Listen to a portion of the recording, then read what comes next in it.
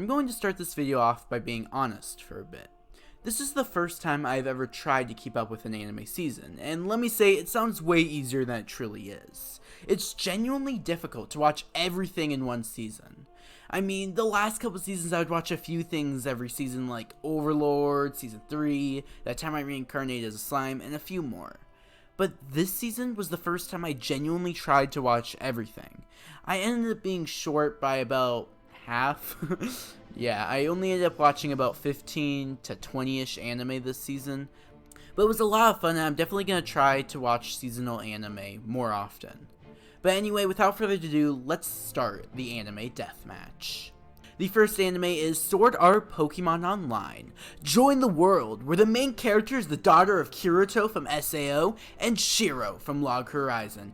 In this world, the power scaling becomes so broken that they have to add Pokemon in episode 3. To be honest though, this anime made me constantly laugh. Watching a noob play video games for the first time, finding exploits in the game, and her not even realizing that she's taking advantage of these exploits was really funny. And when she made the simple errors, they ended up turning out to be good for her, and I just really liked that. An example of one of those errors was maxing out defense. It was definitely really interesting to see. And as a gamer as myself, I laughed at every bit as she truly explored the unknown in those games, such as eating monsters, just falling asleep while monsters attacked her constantly to raise her stats. I truly loved it, and it was really awesome. The anime is genuinely good, and it's a nice snack to snack, but truthfully saying, it's not much more than that. It's a simple MMORPG. The characters aren't super complex, but they have some nice depth to them. Overall, the animation is above average, and it was definitely a fun watch, and it had a really decent ending. It didn't end bad. One thing that did stand out, however, was the music. The music was absolutely fantastic. When that training music went on, I knew that Maple was training hard or maybe destroying weaklings. It was really cool music, and it actually genuinely made me smile and laugh a lot whenever I heard it. I would always try to hear the song, try to understand the words, because some of the words were in English, if not all of them. I just remember the opening, 10 seconds of the song, and it's just a fantastic song. And I'm proud to announce that Season 2 was announced recently for SAPO. Or by its fake name, I don't want to get hurt, so I'll max out defense. Have you ever dreamed of having an isekai anime about multiple isekai characters from different isekai animes going to school? An isekai inside of an isekai. Isekai Quartet, although it's not Isekai Quartet anymore because there's 5 isekai animes in it now instead of 4. But I mean, it's fine. We all know that we don't have to use the dictionary inside of anime. Isekai Quartet is genuinely good, and I love how the characters feel like they're characters. Ainz feels like Ainz, and he interacts with the other characters so well.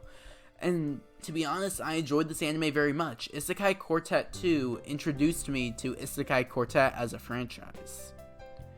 I'm gonna ask you a question real quick. Why do you watch YouTubers? Well, my personal reason is because I personally enjoy watching people accomplish their goals. Seeing others succeed makes me happy. I have a passion for seeing other people's passions come true. It sounds silly, but a lot of people have it as well. It is entertaining to watch someone's passion succeed. You can probably see where I'm going with this, but Keep Your Hands Off Eizouken was surprisingly entertaining. It's about a group of kids who are trying to create their own anime. At first, I didn't like the art style and was even considering dropping it on the first episode. But then we got to the scene that showed how big one of the kids' imagination was. She created an entire universe around one small object. So I decided to continue watching it. And although the art style stuck the same, it kinda grew on me a little bit, if I'm being honest. The characters are also extremely complex, learning why one is very economical, why one has parent problems, why pretty much anything. And although I feel like the last episode was pretty weak, it ended up being really good in the end. Overall, I wouldn't give it best anime, but I do know that it was immediately a contender for best anime. Welcome to a show that only degenerates watch. Moving on. Yes, the show which has a questionable source material. Nekopara was slightly sweet, and for the most part, it wasn't anywhere close to the ratings of the source material. For the most part, it wasn't adult-like, it was just sweet. But I mean, according to LanceyPants, he enjoys the game and the anime. Anyway, still, next anime. Darwin's game is stupid awesome. It's genuinely entertaining and hilarious how your body evolves by downloading an app onto your phone. This anime is full of many flaws, especially with how they designed their characters, how the characters developed, but at the end of the day, it gave me some epic enjoyment, and it's definitely not an 8 out of 10, but it's probably somewhere between a 6 and a 7 out of 10. It's very enjoyable, the animation is above average, and it's just some genuine entertainment. It's a show that you can turn off your brain and just watch. I'll link a video to Mother's Basement's video on the subject. He did an absolutely fantastic job describing Darwin's game. Although I think he did praise it a bit too much, I'll still link it because I thought it was a pretty good video. Plunderer is trash, guys. It's the worst series of the season, minus the show that we are not gonna name. Sorry. The characters definitely feel awful, and to be honest, it's barely even entertaining. The characters make no sense, and they're constantly contradicting their own character. The legendary Ace I thought was interesting with his abilities and powers, and I'm not kinda dropping it right now, but currently it's a 3 out of 10 for me. If you want to find something comedic this season, I can fully recommend Oda Cinnamon Nabunaga?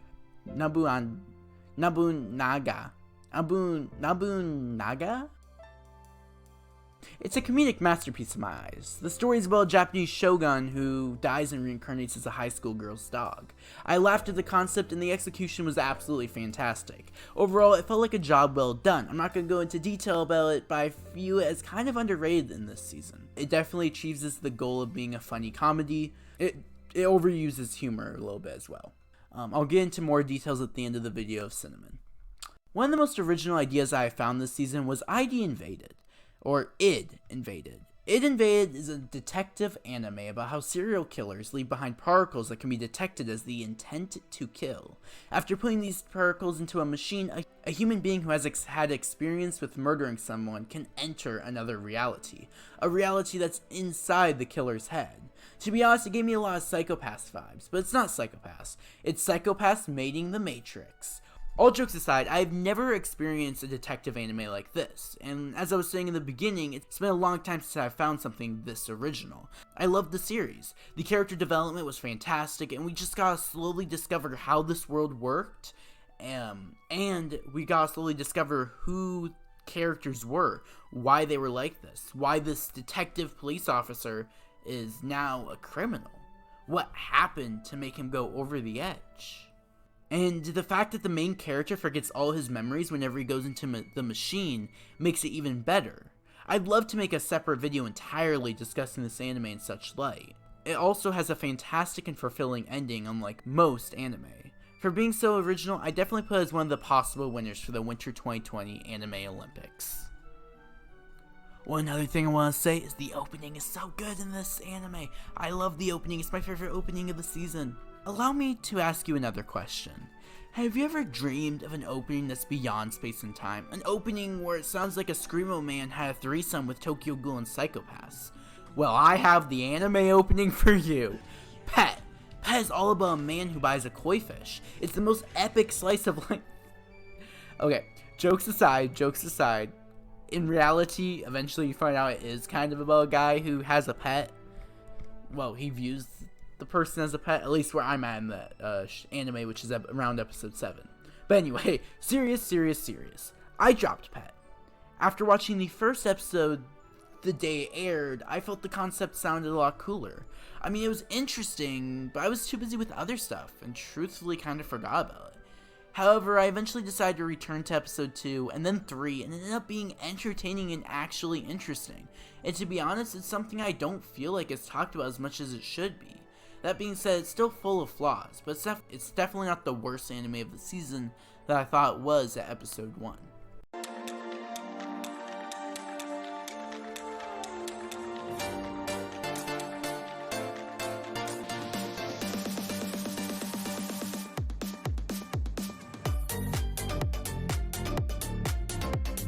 Attention, ladies and gentlemen, it is the moment we have all been waiting for.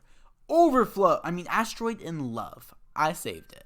Asteroid in Love is by far one of my favorite slice of life animes this season.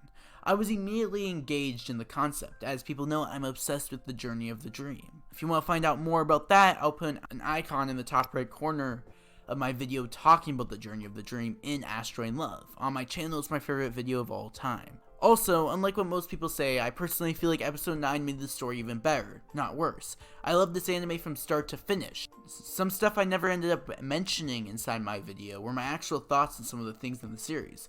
One, I think the relationships are perfect in the series. I tend to leave series that are cliche or at the very least focusing too much on fanservice/romance. But I love the way the director handled it. Oftentimes they don't focus on the relationships unless they can do so in a comedic fashion. The art style is also very different. I won't spoil it, but just look closely at the characters and see if you see anything strange with the lighting. Overall, I definitely recommend Asteroid in Love. Finally, the last anime we're going to be talking about is by far one of the greatest animes this season, and is Somali and the Forest Spirit. I'm going to say one quick thing before we get started. Somali and the Forest Spirit isn't for everyone. I feel like it's only for a smaller audience of the anime community, although it's very emotional. I'll kind of describe how it is. Can you imagine a world where monsters and humans genuinely got into a war? Now think from it in a reality perspective. Which would win? Humans? Or monsters? Obviously, monsters would easily win. Inside Somali and the Forest Spirit, humans become endangered after a great war. There was only like a few of them left in the world, and if they went to a sea, they'd be eaten immediately. Somali and the Forest Spirit follows a human child named Somali, weak and easily killable, being protected by a golem that is slightly forced into adapting and becoming the father figure of Somali, even if at first he truly doesn't understand why he is doing these actions, why he is taking care of Somali. The story follows as he realizes his own emotions. Overall, the story is adorable, and they made Somali just like a human child, so carefree and not understanding of the world, oftentimes falling into trouble, going into places that she shouldn't, in this world that's dark and twisted, where any person, if they found out that she was human, would eat her alive. It's a fantastic show that, in my opinion, has one of the best endings of the season, if not the best ending. Please skip to this timestamp for spoilers for Somali and the Forest Spirit. The story is actually about recognizing your own emotions and following them. A lot of people wanted Papa Gollum to be dead in the final episode. However, I feel personally that the ending that Somali ended with was far better, choosing to accomplish what the story was truly pushing for the entire time, even if, at first, the audience didn't realize it. Papa Gollum constantly says that he lacks emotions, but that his heart feels good when he's near Somali's smile. But then when Somali's in pain, he says he doesn't want to ever see that again. However, he still says whenever people say, "That sounds like you have emotions," he responds to say, "I lack the capable functions to have emotions."